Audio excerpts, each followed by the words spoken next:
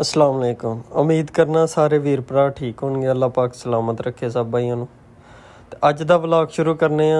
ਅਸੀਂ ਕਿਤੇ ਸਫ਼ਰ ਤੇ ਜਾ ਰਹੇ ਸੀ ਤੇ ਅਸੀਂ ਰਸਤੇ 'ਚ ਰੁਕੇ ਪਾਕਿਸਤਾਨੀ ਮਕਾਮ ਤੇ ਪਾਕਿਸਤਾਨੀ ਮਕਾਮ ਦੀ ਨਿਸ਼ਾਨੀ ਹੈ ਕਿ ਉਹਨਾਂ ਨੇ ਸਊਦੀਆ ਦਾ ਤੇ ਨਾਲ ਪਾਕਿਸਤਾਨੀ ਝੰਡਾ ਲਾਜ਼ਮੀ ਲਾਇਆ ਹੁੰਦਾ ਹੈ।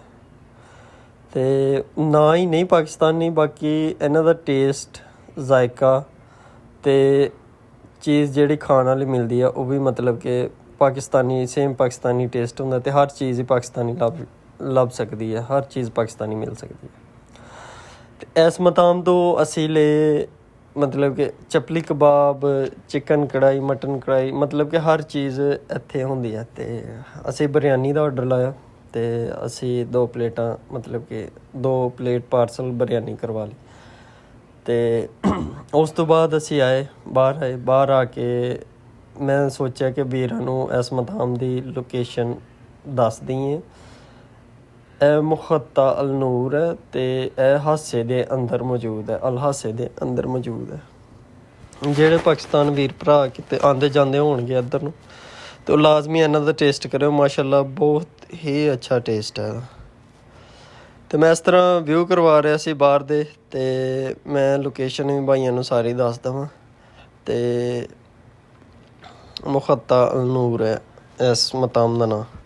ਉਸ ਤੋਂ ਬਾਅਦ ਵਕਤ ਦੀ ਕਿੱਲਤ ਸੀ ਅਤੇ ਅਸੀਂ ਨਿਕਲ ਪਏ ਅਗਲੇ ਸਫ਼ਰ 'ਤੇ। ਅਤੇ ਤੁਹਾਨੂੰ ਨਜ਼ਰ ਆ ਰਿਹਾ ਹੋਏਗਾ ਕਿ ਇੱਥੇ ਇਸ ਟਾਈਮ ਮਤਲਬ ਕਿ ਜਿਸ ਤਰ੍ਹਾਂ ਪਾਕਿਸਤਾਨ 'ਚ ਸਮੋਗ ਹੁੰਦੀ ਹੈ, ਧੁੰਦ ਹੁੰਦੀ ਹੈ, ਇਸ ਤਰ੍ਹਾਂ ਇੱਥੇ ਮਤਲਬ ਕਿ ਜਦੋਂ ਆਂਦੀ ਤੂਫਾਨ ਆਉਂਦਾ ਨਾ ਅਤੇ ਰੇਤ ਇਸ ਤਰ੍ਹਾਂ ਉੱਡਦੀ ਹੈ। ਬਹੁਤ ਹੀ ਜ਼ਿਆਦਾ ਰੇਤ ਹੁੰਦੀ ਹੈ। ਜਿਸ ਤਰ੍ਹਾਂ ਸਮੋਗ ਨਾਲ, ਧੁੰਦ ਨਾਲ ਕੁਛ ਨਹੀਂ ਨਾ ਅੱਗੇ ਨਜ਼ਰ ਆਉਂਦਾ, ਸੇਮ ਇਹੀ ਚੀਜ਼ ਹੈ ਇੱਥੇ ਸਊਦੀਆ ਦੇ ਅੰਦਰ। ਜਦੋਂ ਆਂਦੀ ਹੈ, ਤੂਫਾਨ ਆਉਂਦਾ ਅਤੇ ਇਸ ਤਰ੍ਹਾਂ ਸੜਕਾਂ 'ਤੇ ਰੇਤ ਹੁੰਦੀ ਹੈ।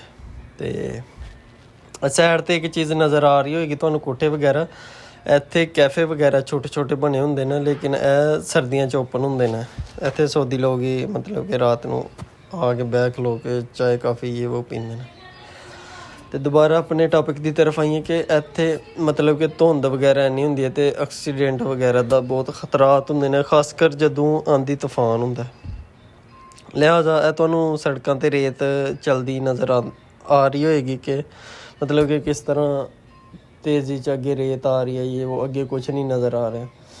ਕੁਛ ਜਗ੍ਹਾ ਜਿਹੜੀਆਂ ਨੀਂਦੀਆਂ ਹੁੰਦੀਆਂ ਰੋਡ ਦੇ ਕਿਨਾਰੇ, ਉਹਨਾਂ ਦਾ ਮਤਲਬ ਕਿ ਦੂਸਰੀ ਉੱਚੀਆਂ ਜਗ੍ਹਾ ਦੀ ਨਿਸਬਤ ਰੇਤ ਜ਼ਿਆਦਾ ਰੋਡ 'ਤੇ ਆਉਂਦੀ ਹੈ ਨਾ, ਅਤੇ ਅੱਗੇ ਨਜ਼ਰ ਆਉਣਾ ਮੁਸ਼ਕਿਲ ਹੋ ਜਾਂਦਾ।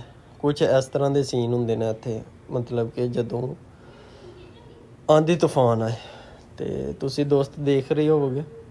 ਅਤੇ ਬਾਕੀ ਅਸੀਂ ਸਫ਼ਰ ਕਰਦੇ ਕਰਦੇ ਜਾ ਰਹੇ। ਅਤੇ ਬਾਕੀ ਤੁਹਾਨੂੰ ਮੈਂ ਇੱਥੋਂ ਦੀ ਹੋਰ ਇੱਕ ਇਨਫੋਰਮੇਸ਼ਨ ਦੇਵਾਂ ਕਿ ਜਦੋਂ ਵੀ ਮਤਲਬ ਕਿ ਇਸ ਤਰ੍ਹਾਂ ਦਾ ਆਂਦੀ ਤੂਫਾਨ ਹੋਏ ਅਤੇ ਪੈਦਲ ਬੰਦੇ ਵਾਸਤੇ ਸਰਵਾਈਵ ਕਰਨਾ ਬਹੁਤ ਮੁਸ਼ਕਿਲ ਹੋ ਜਾਂਦਾ। ਉਹਦੀ ਖਾਸ ਵਜ੍ਹਾ ਇਹ ਹੈ ਕਿ ਮਤਲਬ ਕਿ ਰੇਤ ਦਾ ਮਤਲਬ ਆਂਦੀ ਤੂਫਾਨ ਹੀ ਇੰਨਾ ਤੇਜ਼ ਹੁੰਦਾ ਕਿ ਬੰਦਾ ਸੋਚ ਵੀ ਨਹੀਂ ਸਕਦਾ ਕਿ ਇੱਥੇ ਪੈਦਲ ਅੱਖਾਂ ਨਹੀਂ ਖੁੱਲ੍ਹਦੀਆਂ ਹੈ। ਕਿਉਂ? ਰੇਤ ਬਹੁਤ ਜ਼ਿਆਦਾ ਹੁੰਦੀ ਹੈ ਸੜਕਾਂ 'ਤੇ, ਅੱਖਾਂ ਬਹੁਤ ਘੱਟ ਖੁੱਲ੍ਹਦੀਆਂ। ਬਾਕੀ ਮੈਂ ਇਸ ਤਰ੍ਹਾਂ ਹੀ ਮਤਲਬ ਕਿ ਵੀਡੀਓ ਬਣਾਉਂਦਾ ਜਾ ਰਿਹਾ ਸੀ। ਮੈਂ ਦੋਸਤਾਂ ਨਾਲ ਸ਼ੇਅਰ ਵੀ ਕਰਦੇ ਜਾਈਏ।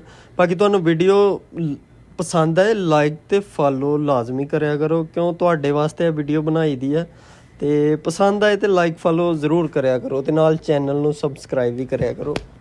ਕੋਸ਼ਿਸ਼ ਇਹੀ ਹੁੰਦੀ ਹੈ ਕਿ ਵੀਰਾਂ ਵਾਸਤੇ ਅੱਛਾ ਤੋਂ ਅੱਛਾ ਕੰਟੈਂਟ ਲੈ ਕੇ ਆਈਏ। ਅਤੇ ਬਾਕੀ ਅਸੀਂ ਰੋਟੀ ਲੈ ਕੇ ਆ ਗਏ ਅਤੇ ਬਹਿ ਕੇ ਖਾ ਰਹੇ ਸੀ ਬਰਿਆਨੀ, ਅਤੇ ਮੈਂ ਵਿਊ ਕਰਵਾਇਆ। ਬਾਕੀ ਬਹੁਤ ਅੱਛਾ ਟੇਸਟੀ, ਮਾਸ਼ਾਅੱਲਾ ਪਾਕਿਸਤਾਨੀ ਟੇਸਟ। ਅਤੇ ਗੱਲ ਤੁਹਾਨੂੰ ਸ਼ਿਰਕਿਆਂ ਦੀ ਦੱਸੀ, ਅਤੇ ਸ਼ਿਰਕਿਆਂ 'ਚ ਇਹ ਹਿਸਾਬ ਹੁੰਦਾ ਕਿ ਇਸ ਤਰ੍ਹਾਂ ਲੜਕਿਆਂ ਨੂੰ ਲਿਆ ਕੇ ਮਤਲਬ ਕਿ ਜਿੱਥੇ 5-7 ਬਿਲਡਿੰਗਾਂ ਬਣਦੀਆਂ ਉੱਥੇ ਲਿਆ ਕੇ ਲੜਕਿਆਂ ਨੂੰ ਇਹਨਾਂ ਰੂਮਾਂ 'ਚ ਰੱਖ ਦਿੰਦੇ ਨੇ। ਦਿਨ ਟਾਈਮ ਉਹ ਕੰਮ ਕਰਦੇ ਨੇ, ਸ਼ਾਮ ਨੂੰ ਵਿਹਲੇ ਹੋ ਕੇ ਇੱਥੇ ਕਮਰਿਆਂ 'ਚ ਲੇਟ ਜਾਂਦੇ ਨੇ। ਇਸ ਤਰ੍ਹਾਂ ਦੀਆਂ ਬਿਲਡਿੰਗਾਂ ਹੁੰਦੀਆਂ ਜਿੱਥੇ ਸ਼ਿਰਕਿਆਂ ਦੇ ਬੰਦੇ ਕੰਮ ਕਰਦੇ ਨੇ ਆ ਕੇ। ਸੈਲਰੀਆਂ ਇਹੀ ਕੋਈ 1500, 1200, 1300, 1400 ਇਸ ਤਰ੍ਹਾਂ ਹੀ ਸੈਲਰੀਆਂ ਹੁੰਦੀਆਂ। ਇਹਨਾਂ 'ਚ ਖਾਣ ਪੀਣ ਵੀ ਉਹਨਾਂ ਦਾ ਆਪਣਾ ਹੁੰਦਾ। ਉਹਨਾਂ ਦੀਆਂ ਡਿਊਟੀਆਂ ਮੈਸਾਂ 'ਤੇ ਮਤਲਬ ਕਿ ਖਾਣੇ ਪੀਣੇ ਮੈਸਾਂ ਵਗੈਰਾ 'ਤੇ ਲੱਗੇ ਹੁੰਦੇ ਨੇ, ਲੇਕਿਨ ਕੁਛ ਜਗ੍ਹਾ ਹੁੰਦੀਆਂ ਜਿੱਥੇ ਮੈਸਾਂ ਵੀ ਨਹੀਂ ਹੁੰਦੀਆਂ।